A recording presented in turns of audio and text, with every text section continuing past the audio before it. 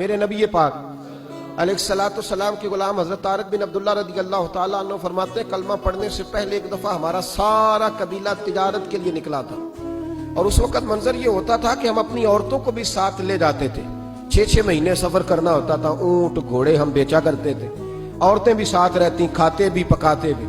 کہتے ایک سفر سے ہم واپس آ رہے تھے تو مدینے کے باہر صحرا میں ہم نے پڑاؤ کیا، اکیلے رسول پاک صلی اللہ پھر ایک دفعہ پڑھیے گا، ایک دفعہ پھر کہیے گا صلی اللہ تعالی علیہ وسلم۔ کہتے ہیں نبی پاک تنے تنہا اکیلے حضور نہ سیر کرتے کرتے ہمارے قافلے کے پاس سے گزرے، خیمے لگے تھے، پڑاؤ کیا، محبوب تشریف لے آئے۔ کہتے ہیں حضور سید عالم صلی اللہ تعالی وسلم تشریف لائے۔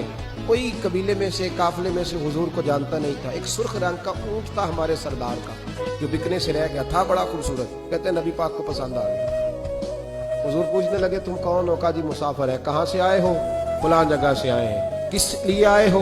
ہم تجارت کی غرض سے نکلے۔ اونٹ بیچو گے؟ بیچنا ہے۔ کتنے کا سودا طے ہوا؟ اس نے کہا اتنے لینے، حضور نے کہا اتنے دینے ہیں، بات طے ہو گئی۔ کہتے ہیں لگام حضور نے پکڑی اور فرمانے لگے وہ سامنے میرا شہر ہے جس کا نام مدینہ، وہ میرا شہر ہے، میں ابھی مدینے جاتا ہوں، اپنے غلام کو بھیجتا ہوں اور تمہیں آ کے نہ قیمت دے جاتا ہے۔ محبوب گھوڑے کی لگام تھا، اونٹ کی لگام تھا، میں نکیل تھا، میں اونٹ تھا سرخ رنگ کا۔ حضور لے کے جب نکلے نا، تھوڑا سا چند قدم آگے گئے تو ان میں سے ایک شخص بولا، کہنے لگا سردار آپ سیانے لوگ ہیں، سمجھدار ہیں، اس شخص کا نام پوچھا آپ نے؟ قبیلہ پوچھا ہے؟ ایڈریس کا پتہ ہے؟ پتہ ہے کہاں رہتا ہے؟ اتنا قیمتی اونٹ دے دیا۔ سردار بھی کہنے لگا، سارے کہنے لگے یار ان کی باتوں میں اتنی لذت تھی، ان کے گفتار و رفتار اتنی بابکار تھی، مزیدار تھی کہ ہوش ہی کوئی نہیں رہا۔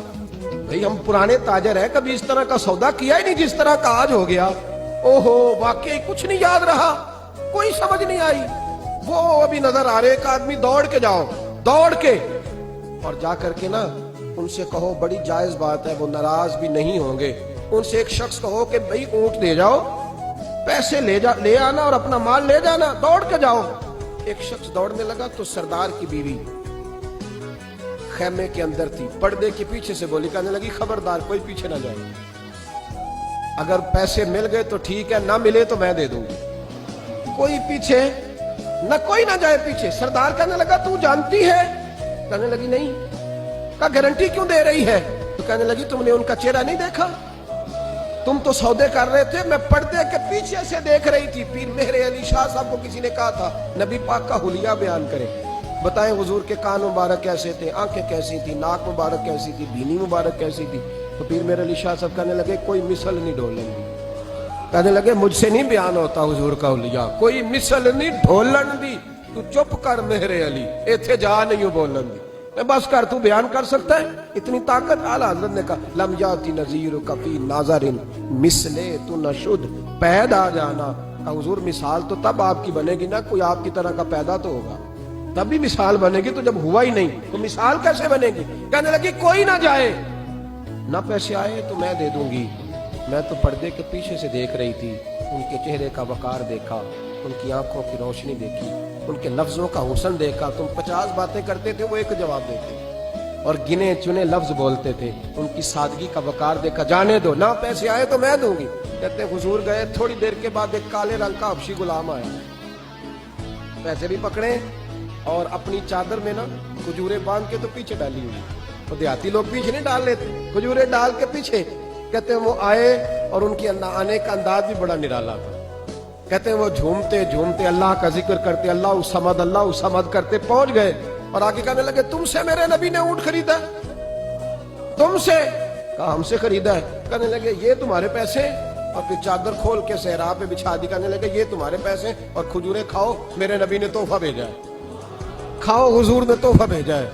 تو وہ سردار کی بیوی اونٹ ہٹا کے کہنے لگی اور کالے رنگ کے حبشی غلام انہیں کھجورے کھلا اور مجھے اس عزت والی ماں کا نام بتا جس کے گھر میں ایسا لال پیدا ہوا، انہیں کھجورے کھلا اور مجھے اس عظمت والے باپ کا نام بتا جس کے گھر میں ایسا پھول کھلا ہے، وہ قبیلہ تو بتا تو صحیح، وہ کون تھے؟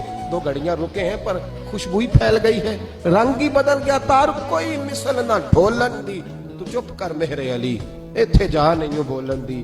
حضرت طارق بن عبداللہ کہتے ہیں جناب بلال فرمانے لگے وہی تو اللہ کے آخری رسول ہے, وہی تو خاتم المرسلین ہیں, وہی تو ہے جنہیں اللہ نے ساری انسانیت کے لیے نمونہ عمل بنایا. کہتے ہیں ہم اونٹ بیچنے گئے تھے پر سارے کا سارا قبیلہ ہی مسلمان ہو گیا.